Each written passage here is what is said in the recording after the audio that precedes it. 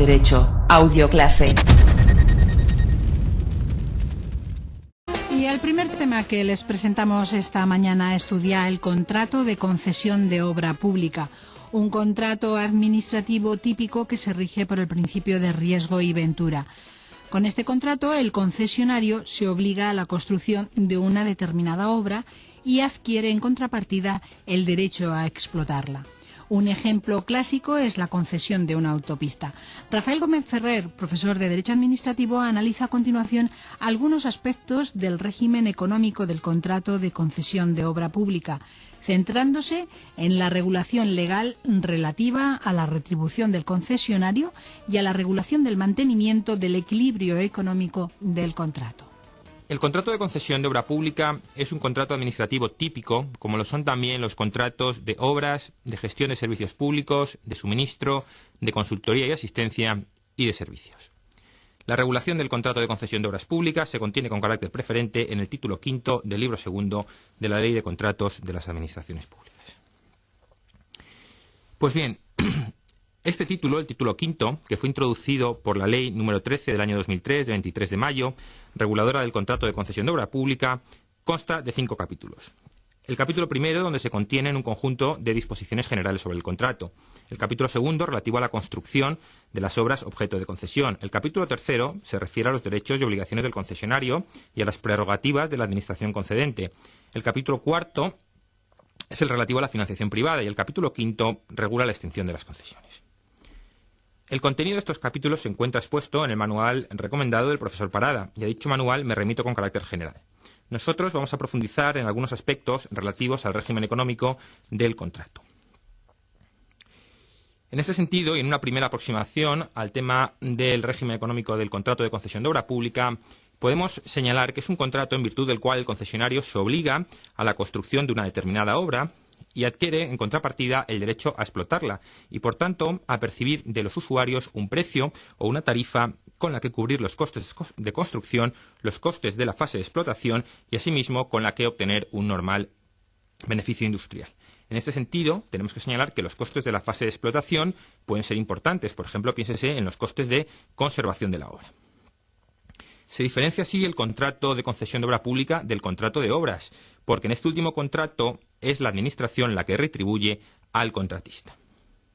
Un ejemplo de contrato de concesión de obra pública es la concesión de una autopista. En este caso, el concesionario construye la autopista y recibe a cambio el derecho a explotarla y a percibir de los usuarios un peaje con el que cubrir los costes de construcción, los costes de la fase de explotación y con la que obtener un beneficio. Bien, dentro de esta aproximación preliminar al tema que nos ocupa, también parece posible afirmar que el contrato de concesión de obra pública, como contrato administrativo, es un contrato que se rige por el principio de riesgo y ventura.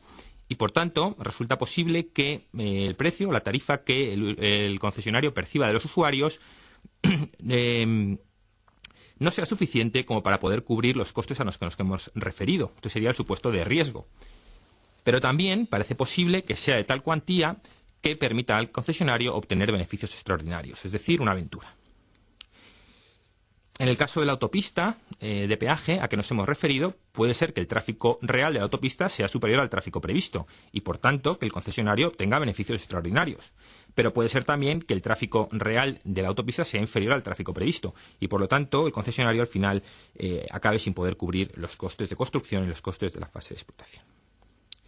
Dentro de esta reflexión inicial, parece también posible afirmar que el principio de riesgo y ventura deberá quedar matizado por las técnicas que tanto en el contrato de obras como en el contrato de gestión de servicios públicos han surgido, y especialmente en este último, con el fin de garantizar la continuidad en la prestación del servicio, el principio de riesgo y ventura ha evolucionado hacia el principio del mantenimiento del equilibrio económico del contrato.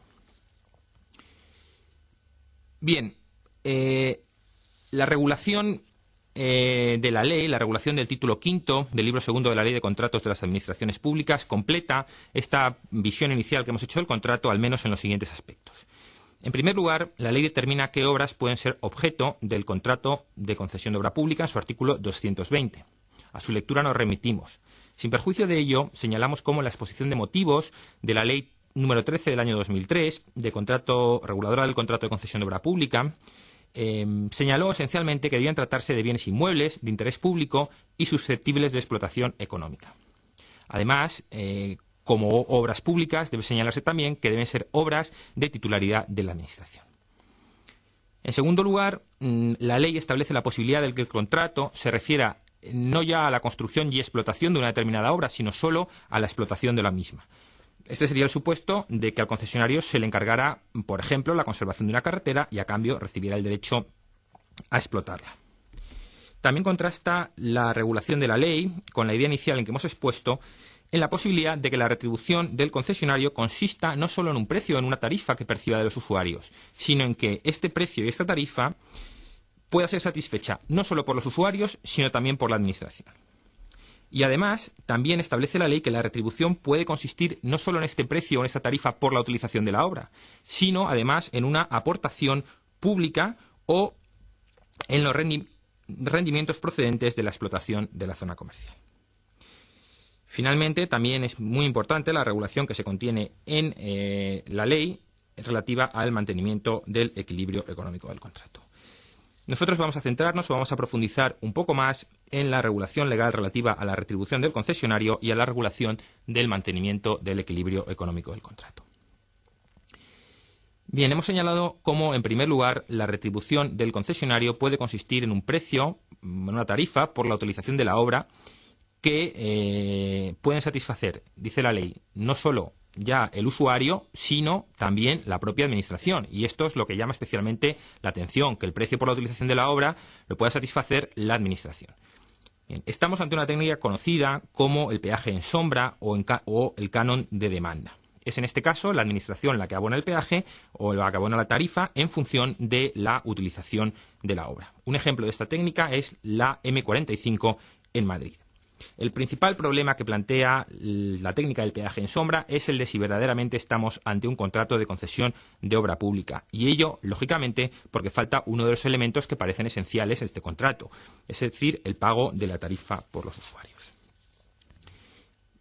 Bien, establece también la ley que la retribución puede consistir, además de en el pago el concesionario puede consistir, además del pago de un precio por la utilización de la obra, puede consistir en una aportación pública.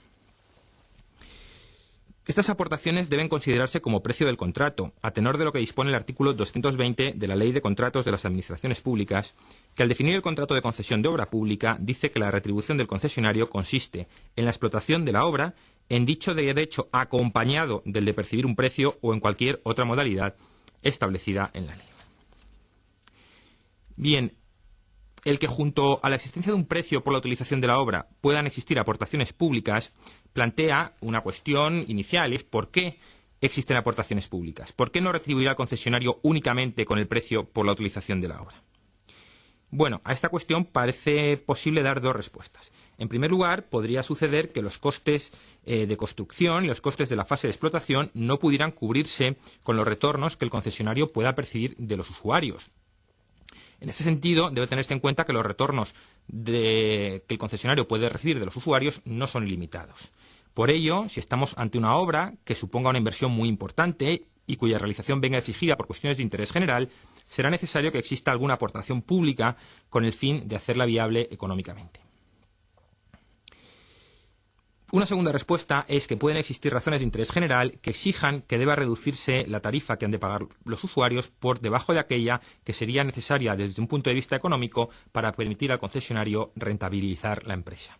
Por ello, resulta necesario que exista una aportación pública con el fin de conjugar el interés general en la reducción de la tarifa con el interés del concesionario. Un segundo problema que plantea la existencia de aportaciones públicas como retribución del concesionario es el de cuál puede ser su cuantía. En ese sentido, hemos de señalar que el contrato de concesión se caracteriza por ser un contrato a riesgo y ventura del concesionario. Este riesgo es lo que la Comisión Europea denomina como riesgo de frecuentación, es decir, el riesgo de utilización de la obra, que la obra se utilice más o que la obra se utilice menos por los usuarios. La retribución del concesionario será mayor o menor en función de la utilización de la obra. Y por ello, la aportación pública puede existir, pero no puede ser de tal cuantía que elimine dicho riesgo, es decir, que elimine el riesgo de que la retribución del concesionario debe depender de la utilización del bien y del precio que le satisfacen los usuarios por dicha utilización. Finalmente, una última cuestión es el de las diferentes modalidades que pueden revestir las aportaciones públicas. Pueden ser diversas, el tema se regula con detalle en los artículos 245 y 247 de la ley, donde se distingue entre aportaciones públicas a la construcción y aportaciones públicas a la explotación de la obra. A su lectura nos remitimos. Bueno, finalmente hemos de señalar que la retribución del concesionario puede consistir en los rendimientos procedentes de la explotación de la zona comercial. Por ejemplo, piénsese en la zona de la explotación, piénsese en la zona comercial de una autopista de viaje. Bueno, para concluir vamos a analizar los principales aspectos que presenta la regulación legal en relación al mantenimiento del equilibrio económico del contrato que se contiene en el artículo 248 de la Ley de Contratos. Bien, en primer lugar, se insiste desde la exposición de motivos en el carácter bilateral del principio. El equilibrio económico del contrato deberá mantenerse tanto si se ha roto a favor de la Administración como si se ha roto a favor del concesionario. La preocupación que late bajo la regulación queda perfectamente expresada por la exposición de motivos de la Ley 13/2003, que un incremento de la demanda de utilización de la obra de carácter extraordinario que vaya más allá de las previsiones pueda llevar a que el usuario soporte un peaje o un canon desproporcionado. El carácter bilateral del principio permitirá en este caso realizar los oportunos ajustes con el fin de mantener el equilibrio económico del contrato que había quedado roto a favor del concesionario. En cuanto a los medios, en virtud de los cuales puede restablecerse el equilibrio económico del contrato, hay que tener en cuenta que la concesión es muy flexible y permite que sean diversos estos medios. La ley se refiere específicamente a una modificación de las tarifas, a una modificación del plazo concesional o a cualquier modificación de otra cláusula de contenido económico del contrato.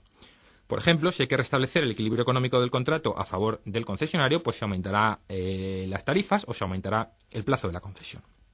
Llama la atención que no se haya establecido en la ley la posibilidad de que el restablecimiento del equilibrio económico del contrato a favor del concesionario se realice mediante una compensación dineraria a su favor. Y ello parece que será necesario cuando el plazo no pueda aumentarse más, porque la ley lo prohíba. La ley establece que los plazos no pueden prorrogarse más allá de determinadas anualidades. Y, además, puede ser que la tarifa tampoco pueda incrementarse más, porque a partir de un determinado nivel tarifario, la obra pública dejará de utilizarse, se utilizará menos por los usuarios. Bien, finalmente vamos a referirnos a los supuestos en virtud de los cuales debe darse lugar al mantenimiento del equilibrio económico del contrato. La ley contiene una regulación completa, se refiere al jus variandi, al factum principis, a la revisión de precios, incluso a la fuerza mayor, pero llama la atención dos cosas. En primer lugar, que el equilibrio económico del contrato deba restablecerse cuando los rendimientos de la demanda de utilización de la obra no alcancen o superen los niveles mínimo o máximo que se consideren en el contrato. Y, en segundo lugar, también llama la atención la falta de referencia a la doctrina del riesgo imprevisible como supuesto que da lugar a la obligación de mantenimiento del equilibrio económico del contrato. Bien, como hemos señalado, el contrato de concesión es un contrato a riesgo y ventura del concesionario, lo que significa que si la demanda de utilización de la obra es menor que la prevista, el concesionario puede no llegar a cubrir sus costes y que si es mayor puede obtener beneficios extraordinarios. Sin embargo, la ley no ha querido que el concesionario asumiera en solitario este riesgo de utilización de la obra y ha establecido un mecanismo para su reparto entre las partes contratantes. Por ello, si los rendimientos de utilización de la obra son inferiores a los previstos, será el contratista en principio quien asumirá el riesgo. No obstante, cuando dichos rendimientos caigan por debajo de un mínimo contractualmente establecido, deberá restablecerse el equilibrio contractual en su beneficio. Se reparte así el riesgo entre la Administración y el concesionario. Si los rendimientos de utilización de la obra son superiores a los previstos, será el contratista también en principio quien asumirá la aventura. No obstante, cuando los rendimientos excedan de un nivel máximo contractualmente establecido, deberá restablecerse el equilibrio económico contractual en beneficio de la Administración. Se reparte así la aventura entre la Administración y el concesionario. Son las partes contratantes las que han de determinar los niveles mínimo y máximo que dan lugar a que surja la obligación de restablecer el equilibrio económico del contrato. Ahora bien, en dicha determinación, las partes encuentran un límite, la necesidad de mantener el principio de riesgo y ventura. Por ello, la determinación de los niveles no podrá hacerse de tal forma que se elimine dicho riesgo de utilización de la obra. Finalmente, llama la atención también el que no se haya incluido entre los supuestos que dan lugar a la obligación de mantenimiento del equilibrio económico del contrato uno tradicional como es el del riesgo imprevisible. Bien, aunque la ley no lo ha recogido, no ha querido excluirlo. Así se desprende claramente del proceso parlamentario de elaboración de la Ley 13/2003, reguladora del contrato de concesión de obra pública. En el proyecto de ley que el Gobierno presentó a las Cortes se decía que el mantenimiento del equilibrio económico procedería exclusivamente en los supuestos previstos en el correspondiente artículo y, por tanto, se excluía la aplicación del principio de la doctrina de riesgo imprevisible. Tras el debate parlamentario se eliminó expresamente el término exclusivamente, precisamente con el fin de dar entrada a la doctrina del riesgo imprevisible.